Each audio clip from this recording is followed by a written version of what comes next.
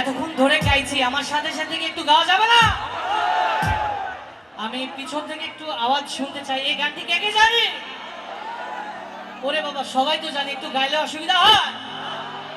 আচ্ছা, আমি একটু প্রতিযোগিতা করি, এই পাশ বনাম ওই পাশ, দেখবো কাদের আওয়াজ। তাদের জন্য বিশেষ পুরস্কারের ব্যবস্থা আছে, ঠিক আছে? সবার জীবনে তাই তো সবাই প্রথম জানে লাগে ভালো, যাই না ভোলা।